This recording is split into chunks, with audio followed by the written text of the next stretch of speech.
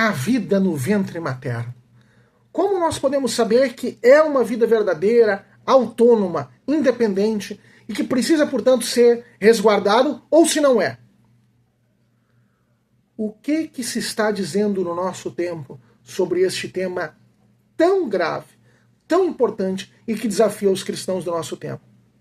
Vamos conversar, vamos começar a conversar sobre isso. Venha conosco, acompanhe.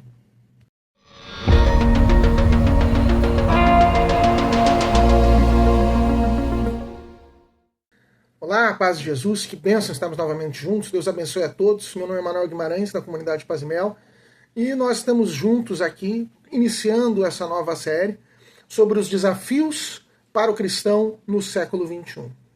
Existem muitos temas que estão sendo colocados para os cristãos, de modo a induzirem os cristãos a agirem contrariamente ao que o próprio Senhor Jesus disse e ao que a igreja sempre disse.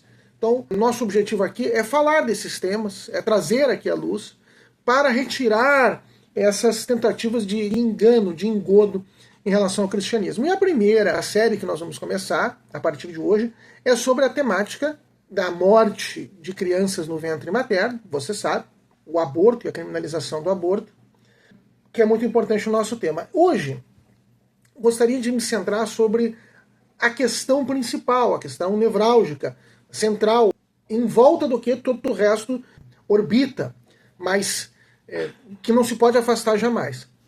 No entanto, antes disso, é preciso dizer algumas outras coisas. Primeiro, que hoje se está colocando a questão da morte de crianças no ventre materno, basicamente relacionando com a questão de estupro. Como se aquele que fosse pela criminalização do homicídio de crianças no ventre materno fosse de alguma forma favorável ao aborto. Por que isso, né? De onde é que vem essa relação? Acontece que no Brasil, o Código Penal brasileiro excepciona e determina que não se aplique pena em dois casos na questão do aborto.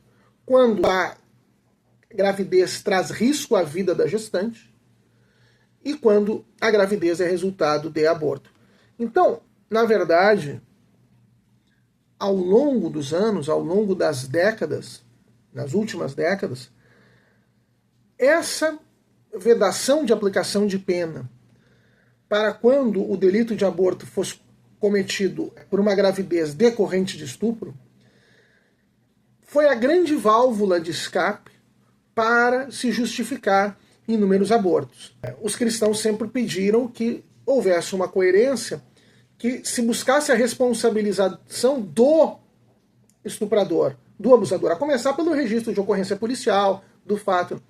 E o que os defensores do aborto, né, da morte de crianças no ventre materno, faz é retirar qualquer exigência dessa. Basta uma mera alegação, basta dizer, olha, foi decorrente de estupro. Ah, mas de quem, de que pessoa, em que circunstâncias? Não precisa nada. Basta a alegação para se poder praticar o ato. Então, foi aí, sob essa justificativa, que se aumentou muito o número de mortes de crianças no ventre materno no Brasil. Então, como os cristãos que defendem a vida, os defensores da vida em geral, no ventre materno, dentre eles os cristãos, querem a vida do bebê, e não havendo nenhum argumento plausível para defender a tese contrária, os defensores do aborto acusam de favorecer o estupro, favorecer o estuprador, de dar um ônus a mais a alguém que já foi vítima de estupro para aqueles que querem a criminalização do aborto. Então, tem estado nisso. Bom, isso é só uma artimanha, está longe da verdade, nós vamos falar sobre isso ainda, mas hoje nós queremos ficar na questão central. E a questão central é que o bebê no ventre materno é uma vida humana. Toda a questão circunda em torno deste fato. Porque se é verdade que o bebê no ventre materno é uma vida autônoma, independente da mãe, diferente da mãe que a está gestando, não há como se autorizar o aborto, não há como se autorizar a interrupção da gravidez com morte do bebê, simplesmente. Porque senão nós estaríamos retirando o direito à vida, que é o direito humano mais basilar de todos. Afinal de contas, sem vida, não há os outros direitos fundamentais. Sem vida, não há liberdade. Não há liberdade para os mortos. Sem vida, não há propriedade. Sem vida, não há saúde. Sem vida, não há integridade física. Temos o direito à integridade física, de não ser agredidos. Sem vida, sem direito à vida, não existe. A intimidade, quaisquer direitos que nós formos colocar, estão baseados, liberdade, no direito à vida. E autorizar a morte dos bebês no ventre materno é autorizar a morte daqueles mais vulneráveis. Se nós penalizamos, nosso sistema penal brasileiro penaliza o homicídio, muito bem, porque não se pode tirar a vida de um ser humano, de outro ser humano. É um delito muito grave, né? Novamente está no direito mais basilar, direito humano mais basilar de todos, que é o direito à vida. Então, o homicídio tem que ser penalizado. Mas o aborto é um homicídio de uma vítima especialmente frágil e vulnerável. Por isso não se pode permitir que esse delito siga impune, reste impune caso cometido. Salvo o contrário, nós estaríamos concedendo ou inventando um direito à vida que, assim, olha, deve haver o direito à vida dos fortes. Daqueles que são capazes de se defender, daqueles que são capazes de reclamar, daqueles que são capazes de se manifestar. Isso nós defendemos a vida. Aqueles que não têm voz, não têm fala, não têm forças para se defender, se forem mortos, não vão reclamar, não vão se manifestar. Então, para eles, não é preciso direito à vida. Nós não estamos valorizando verdadeiramente a vida, estamos valorizando outras coisas. E por que é que nós podemos dizer que se trata de uma vida humana diferente, autônoma, da gestante? Os cristãos são muitas vezes acusados de não serem científicos nesse debate. Nós devemos deixar falar a ciência. Muitas vezes a ciência não dá resposta a tudo. Para começar, a ciência não dá resposta do porquê se deve valorizar a vida. Não é a ciência que dá essa resposta. Adolf Hitler fazia diversos experimentos matando pessoas em nome da ciência. Porque ele queria uma ciência mais pura, e se pessoas fossem mortas no caminho, tortura e morte, coloca um monte de pessoas numa bacia, numa piscina, com gelo, esperando eles morrerem de gelo, e ficar anotando as reações, quanto tempo dura cada um, e depois mata todos, aí em nome da ciência, para descoberta científica. Agora, a ética, a moral, são outras áreas do conhecimento e da vida humana que vão nos falar da ilicitude do homicídio, da ilicitude da experimentação científica contra a vida humana, e que não são a ciência, são outras áreas. Bem, mas vamos buscar na ciência. Nesse ponto, nós podemos buscar na ciência a razão da distinção entre as pessoas do bebê no ventre materno e da sua gestante. Existem algumas características dos seres vivos, que os seres vivos têm e que os seres que não são vivos, como uma pedra, um computador, um livro, o que for, não têm. Vamos a elas. Primeira característica é a característica da alimentação. Todo ser vivo se alimenta. Todo ser vivo ingere algum tipo de alimento. O bebê no ventre materno ingere alimento por meio da sua mãe. Mas ele precisa se alimentar. Então ele é um ser vivo. Como o bebê recém-nascido também vai ser alimentado do leite materno, é preciso alimentar-se. Então é uma característica do ser vivo. Segunda característica, né, uma característica correlata, a de secretar. Todo o ser vivo secreta. Também o bebê no ventre materno produz secreção. Secreta e coloca para fora. Outra característica dos seres vivos, de todos os seres vivos respiram. O bebê no ventre materno respira. Todo o ser vivo se reproduz.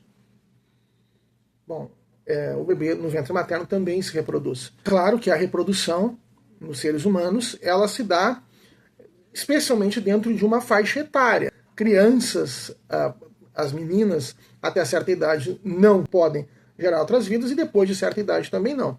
Diversos problemas físicos podem fazer homens e mulheres perderem essa capacidade da reprodução de outros seres vivos. Mas, ordinariamente, os seres humanos têm a capacidade de reprodução, os bebês também, quando chegarem na idade apropriada. Mas, além disso, todos os seres vivos, as suas células se reproduzem. As suas células metabolizam e se reproduzem. Da mesma forma, as células do bebê no ventre materno também se reproduzem. Todos os seres vivos possuem mutações, sofrem mutações ao longo do tempo. O bebê no ventre materno também. Ele começa com as mutações quando está se formando e depois o seu corpo vai ter tanto quanto um outro ser humano fora do ventre materno.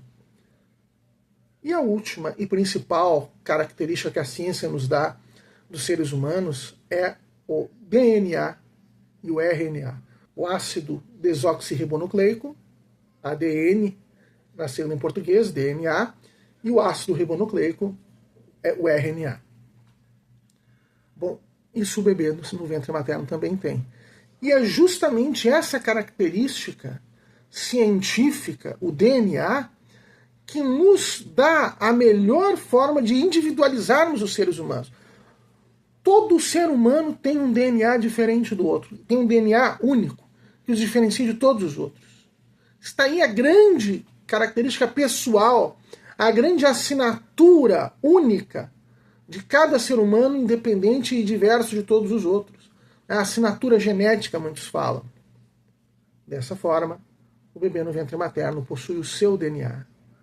Logo depois da concepção, quando se forma o DNA próprio daquele bebê, já é um DNA diverso do pai e da mãe, e que não mudará para o resto da vida. Né? Será um DNA que não vai mudar, o resto da vida vai ser o DNA daquela pessoa, daquela criança. Então temos aí as características dos seres vivos e do ser vivo independente, diverso do da mãe, da criança no ventre materno. Voltamos a dizer que esse é o dado fundamental. Porque se nós reconhecemos isso, por nenhuma conveniência, mas ela está em condição socioeconômica ruim, é melhor que não nasça. Não. Não se pode decidir que não nasça por condição socioeconômica. Por alguma doença que tenha, congênita. Não se pode matar por isso. Estou falando moralmente, né? Não conforme legislação de um país ou outro. Mesmo no caso da gravidez resultante de estupro, embora se reconheça a gravidade do delito de estupro e o sofrimento da vítima, não pode justificar a morte de outro ser humano. A morte de outro ser humano é ainda mais grave do que a violência sexual. Se se quer que haja a separação e o afastamento do bebê da sua genitora por conta de ser fruto de um abuso sexual, é perfeitamente respeitável isso. Devemos proporcionar isso e se proporciona isso pela adoção, por outras possibilidades que não envolvem a morte do bebê. Então é isso que se quer, que não se leve à morte do bebê no ventre materno. Hoje, nesse início de ano de 2025, como todo ano de 2024, nós chegamos a um cume de discussões das últimas décadas sobre essa situação. Como garantir a separação da gestante do seu filho que foi gerado por violência sexual sem violar o direito à vida? E sobre isso nós vamos falar ainda, porque essa questão ficou superada. Se durante muitos anos nós tivemos que falar de qual é o mal menor, a morte do bebê ou a manutenção de uma gravidez que é decorrente de estupro, hoje esse problema nós conseguimos superar. E nós temos uma realidade em que se pode garantir os dois lados. Mas isso nós vamos ver a partir dos próximos vídeos. hoje cumpria dar essa explicação fundamental do que é o direito à vida. Ok? Se você gostou do conteúdo, curta, compartilhe, leve para os outros, siga acompanhando essa série, porque nós vamos trazer muitas informações muito importantes para você, cristão do século XXI, saber e poder se posicionar diante de tantas questões que nos desafiam. Tá bom? Deus abençoe a todos e até a próxima.